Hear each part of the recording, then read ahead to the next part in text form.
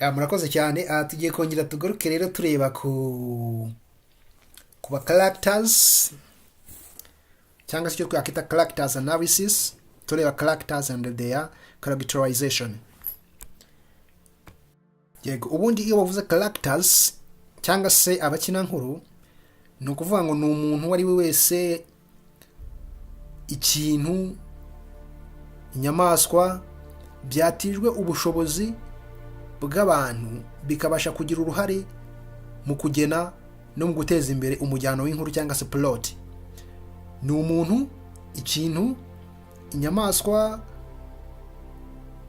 ariko byatinze nk'abantu, binahabwa ubushobozi nk'ubw'abantu, bikagira uruhare ku mugendo wa plot, ku ruhererekane rw'ibikorwa mu nkuru. Yego, icyo nicyo bita characters. Ubundi rero muri literature dushobora kumenya abakinankuru, ubwoko bwabo, imico yabo bari bafite ndetse n'uko bitwaye dushingiye ku bintu bitatu. You can identify each character through his name. Buriya izina ry'umukarakita rishobora kukubwira imico ye through what he says, mu byo avuga, and what he does, or what other characters say about him, and what the playwright or the author says about him. Ibivugwa ku mwanditsi, ibyo avuga, ibyo akora, uko yitwara, uko abandi bakina nkuru bakinana bamubona, ibyo byose byagaragaza imico y'umukarakita. Aho rero niho tuzifashisha icyo bagowe ngo ujya kumenya ibyo bita characterization. Ese umukina nkuru mu nkuru yitwaye ate, yakitinze ate, afite iyihe mico? Yego, ibyo byose wabibonera ushingiye ku mazina ye, ku byo avuga, ku byo akora, ku byo abandi bakinyi bagenzi be bamuvugaho, ndetse no ku byo umwanditsi w'inkuru runaka uhanze iyo nkuru yamuvugaho. Then characters zigira ibice bitandukanye, ariko ubundi haba hari ibice bibiri by'ingenzi. Tuba dufite antagonist and protagonist. Iyo tuvuze protagonist, he is the main character. Tugomba kumenya ngo ni wa mukina nkuru wacu mukuru mu nkuru dufite, and he or she is at the center of the story. Akaba ari inkuru ishingiyeho. Ashobora kwitwa protagonist cyangwa se kitwa ngo the hero, intwari tuba dufite mu nkuru yacu. Nugomba kumenya ngo ese mu inkuru dufitemo umukina nkuru mukuru wuhe, yitwaye ate. Yego,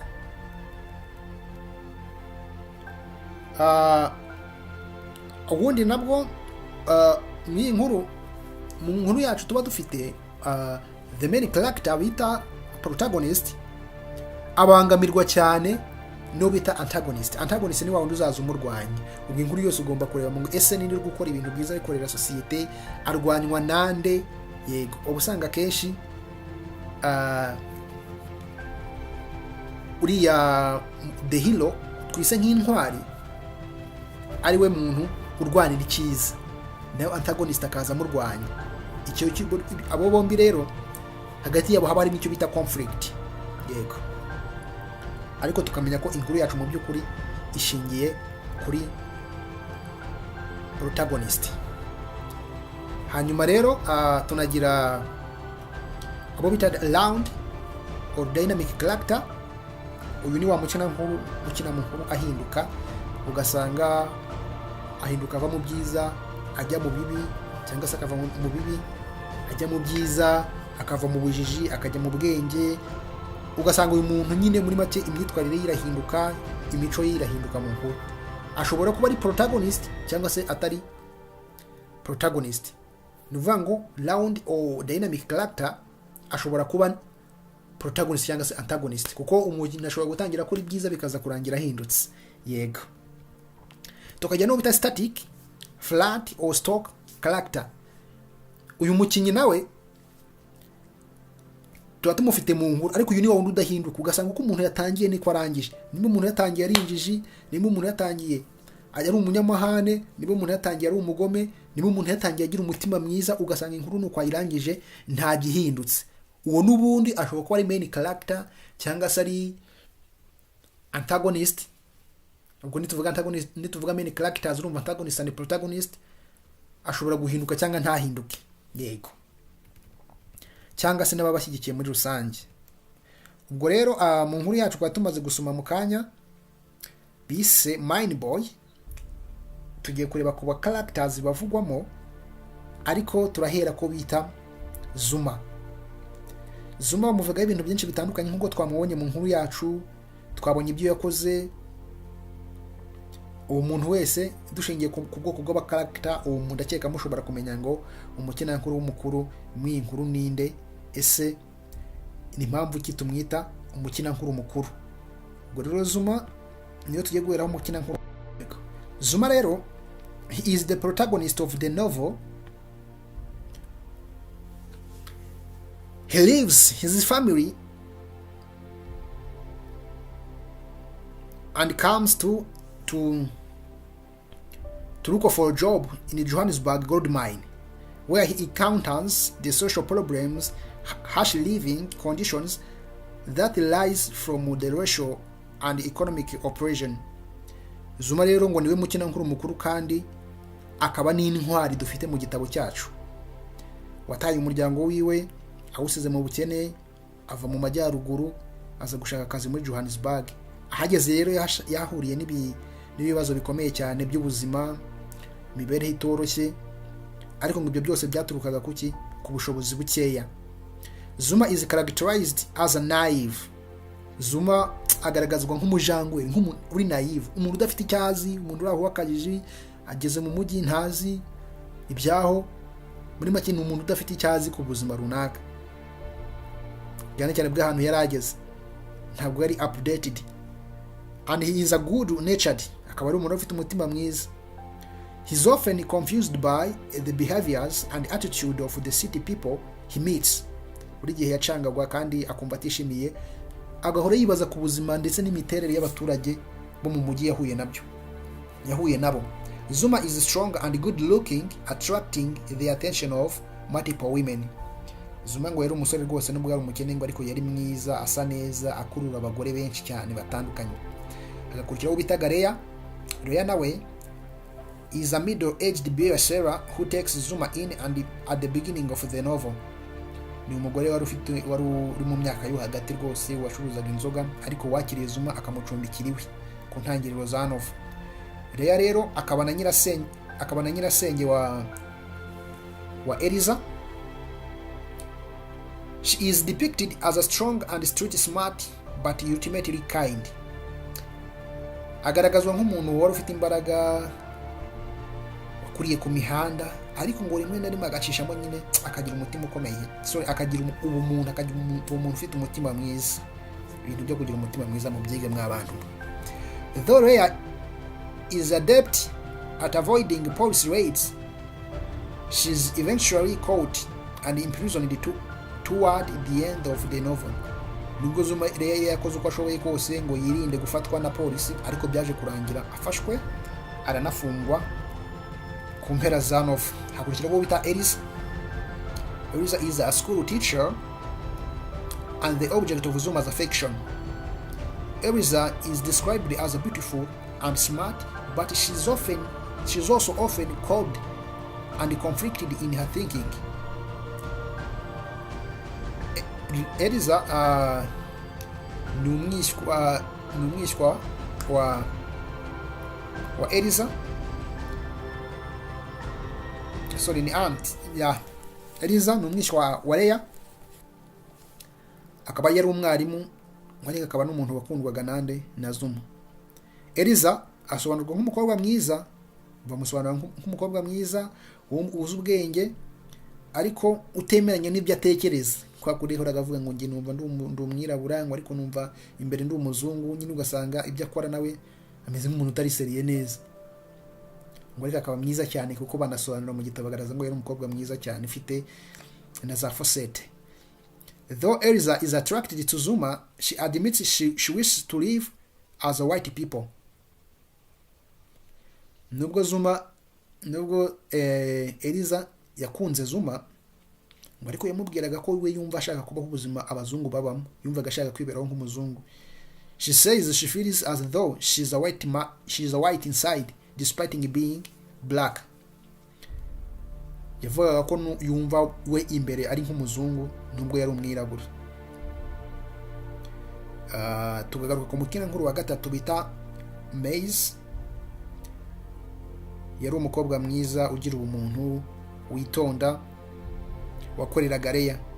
She's in love with Zuma, who goes to Maze when Elvis reject him. Byaje kurangira rero akundanye na Zuma, yakunze Zuma, bubaza kongera no kwibanira nyuma yuko Eliza yaragenze ute yaramaze kumuta. Maze is a patient person who accepts herself and treats other people with respect. Ni umukobwa wihanganaga ndetse akanihanganira uburyo abandi bamufata, bamwubaha cyangwa batamwubaha. Dradra is a violent, alcoholic man who Leia keeps around as a playing thing after their relationship sours and assaults him. It is suspected that Dradra is informing on Leia to the police. Dradra is found dead from a stab wounds, and his death is never explained. Dradra rero ni umugabo wagiraga urugomo, umusinzi, wanafatwaga nk'igikoresho na Leia nyuma yuko umubano wabo wari umaze kuzamo agatotsi. Nyuma rero Dradra yatangiye gukekwaho ko ajya atanga amakuru kuri polisi akagambanira Leia. Nyuma Dradra aza gusangwa yapfuye yatewe ibyuma kuko nabibabwiye kare, ariko urupfu rwe ntabwo rwasobanuwe cyane, ntabwo rwigeze rugaragazwa cyangwa se ngo havugwe ko iperereza ryakoze. Maplanka is an elderly woman who lives at Leia's and works for her selling beer. Maplanka is generous and helpful and occasionally makes lewd jokes. Maplanka rero ngo yari umugore ukuze cyane wabanaga na Leia akamufasha gucuruza inzoga, ariko Maplanka yari umugore ugira umutima mwiza, ugira ubumuntu, ufasha, ngo ariko rimwe na rimwe agakunda gutera inzenya ku bintu bitari byiza. Daddy nawe rero, he is an elderly alcoholic man who Zuma only ever sees drunk or sleep. Nawe yari umugabo ukuze cyane ariko wikundira agatama cyane. Zuma rero yakundaga kumubona yasinze cyangwa se yaguye agacuho yaryamye nibwo yatahaga. Though Daddy has become a clownish figure, Maplanka reveals that Daddy, when sober, was once respected for his wisdom and class. Ngo yagaragazwa nk'umuntu nyine wabashizwe n'ubusinzi, ariko Maplanka yasobanuye ko igihe Daddy yabaga atasinze mu myaka ye ya kera, yari umuntu wari wubashywe cyane kubw'ubuhanga bwe ndetse no kuba yari umuntu urenze. After being hit by a car, Daddy dies from internal wounds. Nyuma yuko yagonzwe n'imodoka rero Daddy yarapfuye, apfa yishwe n'ibikomere by'imbere, yaviriye imbere arapfa. Johannes, a mine worker who Zuma meets at Leia's, ni umugabo wakoraga mu birombe, ni wita Johannes, agakora mu birombe. Nyuma rero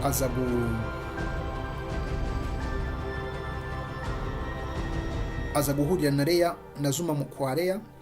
Johannes' personality changes when he drinks, turning him a boastful and pugnacious.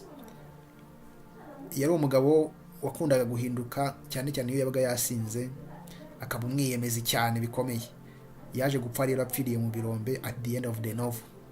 Niwe cya kirombe cyaguyeho. Hakaza no bitaga Padioshia, yari umusebuja wa boss, sebuja wa Zuma mu birombe, aho bakundaga kumwita Red One bitewe n'umusatsi we wari umweru, wari umutuku. Yitwaga Red One bitewe nuko imisatsi yari umutuku.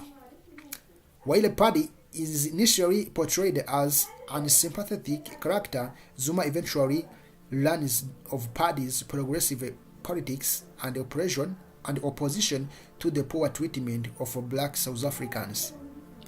Nubwo Paddy ariko agaragazwa nk'umuntu utarukuye kuba agirira impuhwe abirabura, ngo Zuma we yabonye ko Paddy yari umuntu ufite politike nziza yo kutemeranya na politike z'abazungu bari bafite zo gufata abirabura nabi muri Afurika y'Epfo.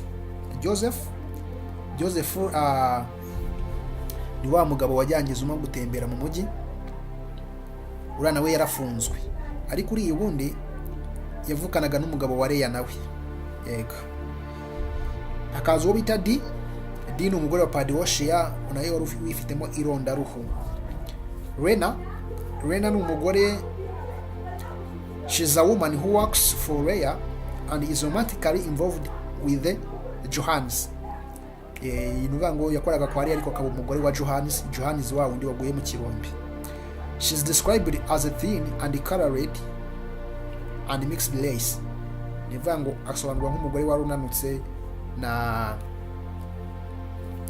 ndetse